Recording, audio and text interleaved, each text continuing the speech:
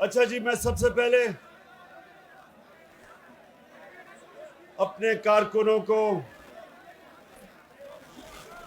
सबसे पहले तो मुबारक देना चाहता हूं कि जिस तरह पेशावर के जलसे पे आपने पब्लिक को निकाला, आप सबको मुबारक हो।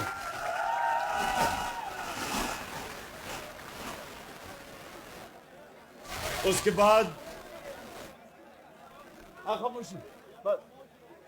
उसके बाद जो मेरा आज यहां आने का मकसद है वो ये कि मैंने आप सबको कॉल देनी है इस्लामाबाद की।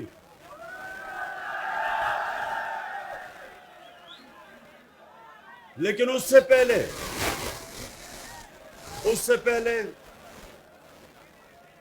आपने गली गली मोहल्ले मोहल्ले निकलना है और लोगों को तैयार करना है। हमारी हकीकी आजादी की जो तहरीक है, आपने गली गली जाना है, मोहल्ले मोहल्ले, गांव गांव, सारी कौम को तैयार करना है कि ये एक पाकिस्तान की तारीख में फैसला कुन वक्त है। एक बाहर से एक इंपोर्टेड हुकूमत जो एक बैरूनी साजिश के तहत हमारे मुल्क के ऊपर मुसल्लत की गई, एक हमने उस साजिश को फेल करना है और दूसरा पाकिस्तान के करप्ट तरीन लोगों को 60% कैबिनेट जमानत पे है। इस मुल्क के बड़े बड़े डाकुओं को हमारे ऊपर बैठाया, जिनमें से जरदारी और ये शहबाज शरीफ और नवाज शरीफ इस मुल्क के सबसे बड़े डाकू हैं। 30 साल से ये चोरी कर रहे हैं मुल्क में, चोरी करके पैसा बाहर इनके ऑफशोर अकाउंट्स हैं, इनके बड़े बड़े महलात हैं, इधर से पैसा चोरी करके बाहर लेके गए। ये लोग पाकिस्तान आते हैं लूटने के लिए और फिर वापस चले जाते हैं जिधर इनकी सारी फैमिली बाहर है, इनकी छुट्टियां बाहर है, इनका इलाज बाहर है, इनकी बिजनेसेस बाहर हैं। इन लोगों को हमारे ऊपर मुसल्लत किया गया। मैं ये समझता हूं कि 1947 के बाद जब पाकिस्तान बना था, जब तहरीक पाकिस्तान चली थी, उसके बाद सबसे अहम फैसला कुन वक्त आज है कि हम अपनी हकीकी आज़ादी के लिए, अपनी जमहूरियत को बचाने के लिए सारी कौम मुनज़्ज़म हो और इनका मुकाबला करें। आपको फिर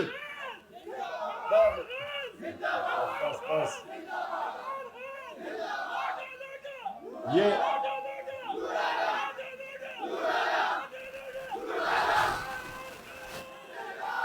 जी सुन,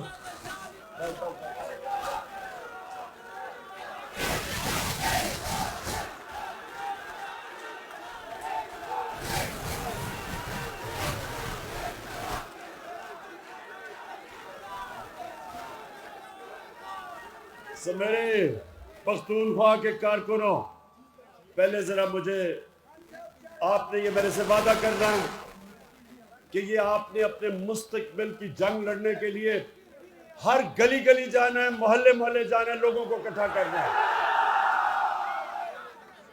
मैं इंशाअल्लाह अपनी कौम को निकालूंगा, इस्लामाबाद अपनी कौम को लेके आऊंगा और पैगाम दूंगा जो अमेरिका ने ये अपने साजिश के तहत इन लोगों को बैठाया है, अमेरिका को भी, कि ये एक आजाद मुल्क है, ये किसी का पुतला नहीं है, ये खुददार मुल्क है। ये वो मुल्क है। जब ये मुल्क बना था, इसका नारा था कि पाकिस्तान का मतलब क्या? ला इलाहा इल्लल्लाह के नारे पे ये मुल्क बना था। किसी सूरत हम स्वाय अल्लाह के किसी के सामने नहीं झुकेंगे। हम एक आजाद मुल्क है। और दूसरी चीज कि ये जो डाकू हमारे ऊपर मुसल्लत किए गए हैं, जिन्होंने इस साजिश के साथ, ये मीर जाफर और मीर सादिक उनके साथ मिलके इन्होंने ये साजिश की थी। ये डाकुओं को भी हम बताना चाहते हैं कि किसी सूरत हम तुम्हारी इंपोर्टेड हुकूमत को मंजूर नहीं करेंगे।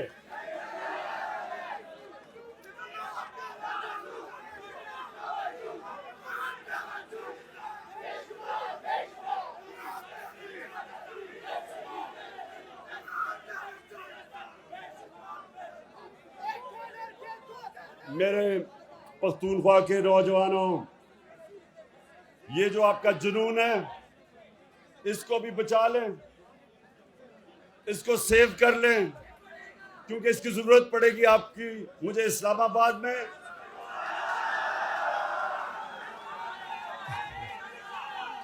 और उससे पहले जो आपने तहरीक चला रही है। अच्छा,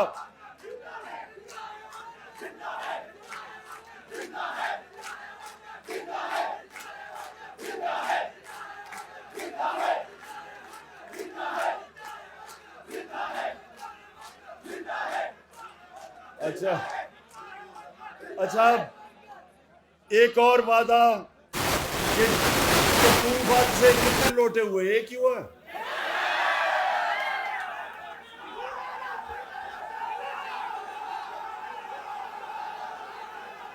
और तो कोई नहीं, एक ही हुआ। अब मुझे नहीं,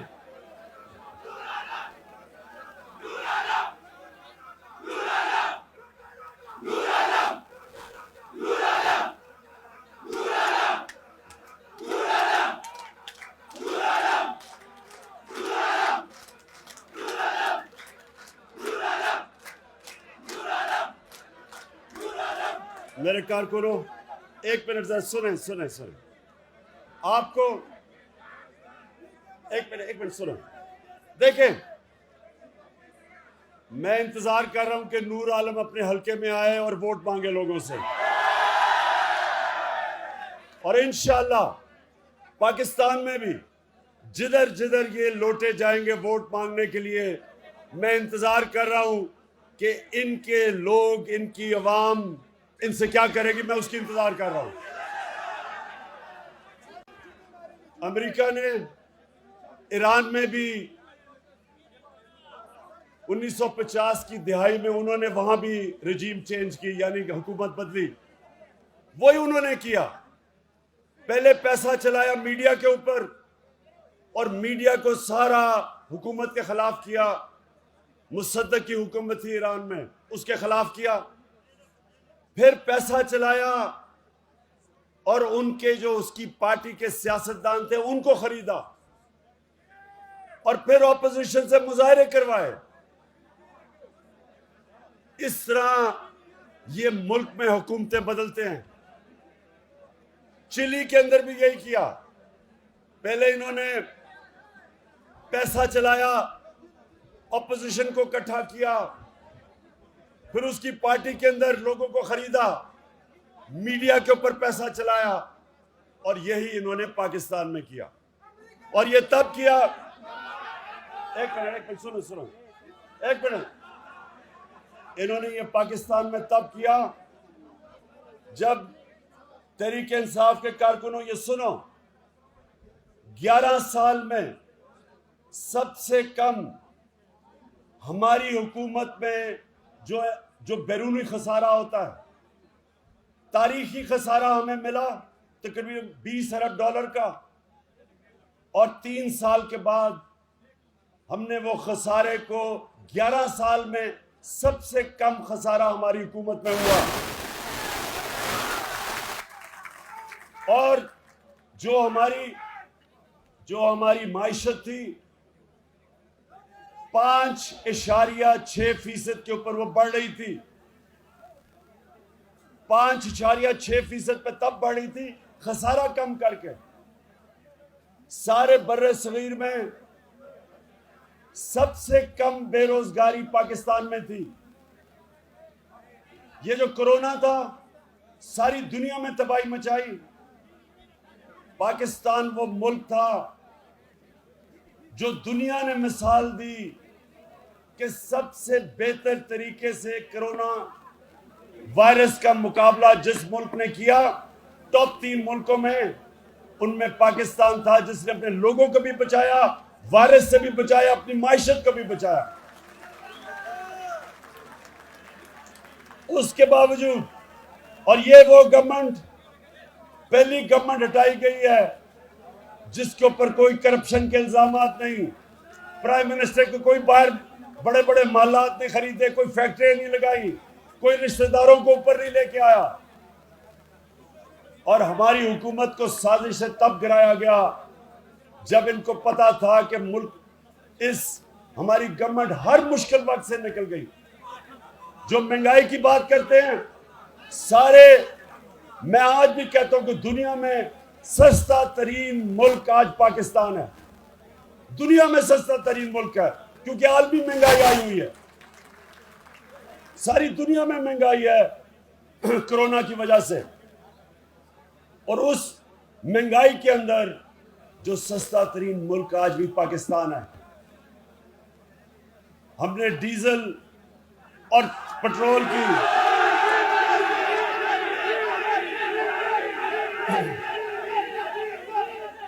मुल्क हमने टैक्स सबसे ज्यादा इकट्ठा किया, और उस टैक्स की वजह से, क्योंकि ज्यादा टैक्स इकट्ठा किया, हमने अपने लोगों के लिए पेट्रोल और फजल रहमान की कीमत कम रखी।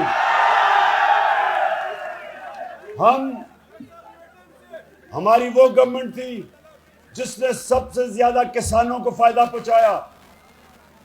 हमने किसानों को उनकी फसल की पूरी कीमत दिलवाई। हमने शुगर माफिया का मुकाबला किया जो किसानों को पैसे नहीं देते थे और पैसे कम देते थे, पूरी कीमत भी दिलवाई, वक्त पे दिलवाई। किसानों ने अपना पैसा जमीन पे लगाया, और जो 5 बड़ी बड़ी फसलें थी उनमें से सबसे ज्यादा पाकिस्तान की तारीख की पैदावार हमारे जमाने में हुई पिछले साल।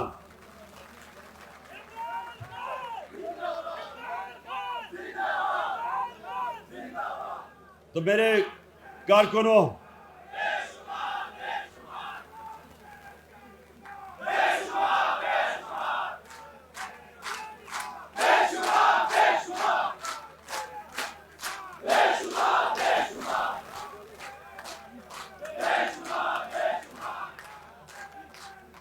तो मेरे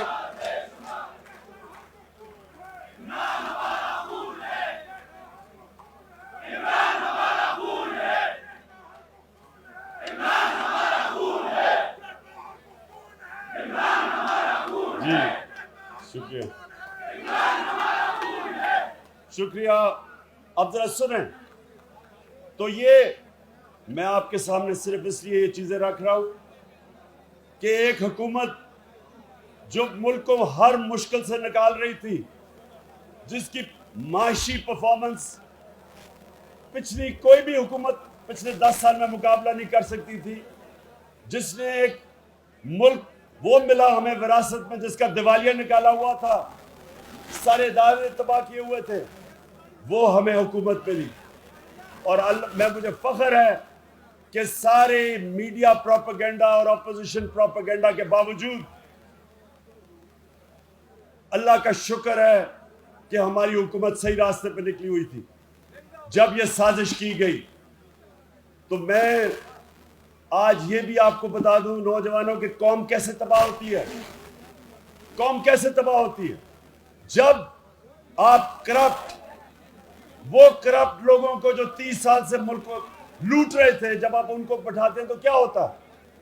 अब ये शहबाज शरीफ ने, इसने सबसे पहले चीज क्या की, 16 अरब रुपए के FIA के इसके ऊपर केस है। 16 अरब रुपए का नौकरों के नाम पे 16 अरब रुपया, जिसमें मकसूद चपड़ासी का 4.25 अरब रुपया, 370 करोड़ रुपया उसके बैंक में आया। अब एक मिनट चुप, अब सुने, अब ये क्या किया इसने, आते साथ ही FIA में जो इन्वेस्टिगेटिव ऑफिसर्स थे उनको फारिग कर दिया, उनके खिलाफ इंतकामी कार्रवाई की, सारे अपने लोगों को ऊपर बैठा दिया। अब ये अपने केसेस खत्म करवाएगा। अब ये जब FIA को तबाह करेगा अपने केसेस बचाने के लिए, FIA और भी किसी ताकतवर डाकू को नहीं पकड़ेगी, वो सिर्फ छोटे चोरों को पकड़ेगी। इदारा तबाह होगा। अब ये नैब को मुकम्मल तौर पे तबाह करेंगे, जिधर इसके बाकी केसेस पड़े हुए हैं। नैब तबाह होगी, FBR को ये तबाह करेंगे, क्योंकि FBR के अंदर ये टैक्स बचाना होता है। अपने आप को बचाने के लिए FBR पे जब लोग लेके आएंगे, FBR जिसने तारीखी टैक्स इकट्ठा किया, हमारे दौर में पाकिस्तान की तारीख में सबसे ज्यादा पैसा इकट्ठा हुआ, क्योंकि हमने FBR को मजबूत किया। ये उसी FBR को कमजोर करेंगे, क्योंकि ये सारे टैक्स चोर बैठे हुए हैं। 60% कैबिनेट जमानत पे है, इन्होंने अपने आप को बचाना है, तो ये सारे मुल्क के इदारों को कमजोर करेंगे। तो होगा क्या? मेरे कारकुनों ये सुनो, क्योंकि आपने जब तबलीग करनी है लोगों के अंदर जाके, आपने लोगों को ये चीजें समझानी है। होगा क्या? नबी सल्लल्लाहु अलैहि वसल्लम ने कहा था कि कौम तब मरती है जब वो छोटे चोरों को जेलों में डालती है और ताकतवर डाकुओं को नहीं पकड़ती। ये अब आपके सामने तमाशा हो रहा है। अब FIA हमेशा के लिए ताकतवर डाकुओं को नहीं पकड़ेगी, क्योंकि जिन्होंने ये शहबाज शरीफ को और इसके बेटों पे केस बनाए थे, उनके ऊपर इंतकामी कार्रवाई हो रही है। अब सारे बाकी FIA वाले डरेंगे कि कभी हम किसी ताकतवर को ना हाथ डालें। हमें पहले मुश्किल थी, सरकारी नौकर डरते थे जब हम उन्हें कहते थे कि जो बड़े बड़े मुजरिमों पे हाथ डालो, तो सरकारी नौकर डरते थे, गवर्नमेंट ऑफिशियल्स डरते थे, क्योंकि उनको डर था कि ये वापस आके इंतकामी कार्रवाई करेंगे। अब ये साजिश के जरिए इसी शहबाज शरीफ और शरीफ खानदान को वापस लाया गया, और अब ये सारे इदारे इस मुल्क के तबाह करेंगे जो इन्होंने पहले किए हैं। कभी कोई गवर्नमेंट जो इदारे तबाह करती है, कभी दुनिया की तारीख में वो कभी ठीक नहीं कर सकती। और जब इदारे तबाह होते हैं तो मुल्क तबाह हो जाता है। जो गरीब मुल्क हैं वो गरीब इसलिए नहीं है कि वो गरीब इसलिए है कि उनके इदारे तबाह हो जाते हैं। वो ताकतवर डाकुओं को, मुजरिमों को नहीं पकड़ सकते, वो सिर्फ छोटे चोरों को पकड़ते हैं। वो जो लोग यहाँ से पैसा चोरी करके लंदन में महलात खरीदते हैं और बड़ी बड़ी बिजनेसेस चलाते हैं चोरी के पैसे से, गरीब मुल्कों का जो निजाम है वो इन लोगों को नहीं पकड़ सकता, इसलिए वो गरीब होते हैं, इसलिए गुर्बत होती है। तो ये जो दूसरा बड़ा एक तो साजिश हुई, दूसरा इन चोरों को जो हमारे ऊपर मुसल्लत किया गया है, इनके खिलाफ सारी कौम को खड़ा होना इसलिए है कि हमारे मुल्क का मुस्तकबिल अब खतरे में है, हमारे बच्चों का मुस्तकबिल खतरे में है। इसलिए बस पहले सुन लो, पहले बात सुनो, क्योंकि आपने जाके तबलीग करनी है लोगों में। आपने लोगों को एक मिनट सुनो सुनो सुनो, मेरे कारकुनों सुनो, गौर से बात है, नारेबाज में मारना। पहले आप लोगों के पास जाएंगे, आप उनको क्या कहेंगे? सबसे पहले आप उनको कहेंगे कि ये सारी साजिश तब शुरू हुई जब अमेरिका ने फैसला किया इमरान खान को हटाने का। उनका अंडर सेक्रेटरी वॉशिंगटन में डोनाल्ड लू, उसने आके हमारे अमेरिका के एम्बेसडर को धमकी दी कि अगर तुम इमरान खान को नहीं हटाओगे तो पाकिस्तान को मुश्किलात का सामना करना पड़ेगा। और फिर कहा कि अगर इमरान खान को अदम एतमाद की वोट पे आपने हटा दिया तो फिर हम माफ कर देंगे। गुलामों को माफ किया जाता है, आजाद लोगों को माफ नहीं किया जाता। हम माफ कर देंगे, क्योंकि उनको पता था कि ये जो इस मुल्क का करप्ट तरीन माफिया, ये तैयार बैठे थे उनको ऊपर लाने के लिए। उन्होंने कहा कि जब भी इमरान खान को हटाओगे हम तुम्हें माफ कर देंगे, क्योंकि उन्हें पता था कि ये चोरों को उन्होंने ऊपर लेके आना है जिनके पैसे बाहर पड़े हैं। और जिस लीडर के पैसे बाहर मुल्क से पड़े हों वो कभी अपने मुल्क की आज़ादी के लिए नहीं खड़ा हो सकता, वो इनकी हमेशा गुलामी करता है। तो इसलिए आपने लोगों को ये चीज़ें बतानी है कि ये आज़ादी की जंग है, हकीकी आज़ादी की जंग। और फिर आपने उनको ये बताना है कि ये जो लोग आए हैं ये पाकिस्तान के करप्ट तरीन लोग, जिन्होंने मुल्क का इन दोनों 10 सालों में, इन दोनों पार्टीज ने जो आज सारे इक़्तिदार में है, 4 गुना ज्यादा कर्जा बढ़ाया, जिसकी कीमत आज हम अदा कर रहे हैं उसके ऊपर सूद देके। ये वो लोग हैं जिन्होंने इस मुल्क के इदारे तबाह किए अपनी चोरी करने के लिए। इसलिए आप सब तैयारी कर लें कि आपने लोगों को कहना है कि हमने किसी सूरत इन चोरों को कबूल नहीं करना, और आपने लोगों को गली गली में तैयार करना है। और आजकल इबादत की रातें हैं, आप मस्जिद में जाएं, तरावियां पढ़ें, और तरावियों के बाद आप जरूर वहां लोगों से बात करें, उनको समझाएं कि ये इस मुल्क की सलामती, उसकी आज़ादी, उसकी सॉवरेंटी का इशू है। और आपने उन लोगों को सबको तैयार करना है कि ये सिर्फ तहरीक इंसाफ की नहीं, ये पाकिस्तान की जंग है। 27वीं रात को, जुमेरात की रात को हमने फैसला किया है, हमने शब दुआ, मैं खुद मौलाना तारिक जमील के साथ उस दिन दुआ करूंगा। सारे आपने हम सब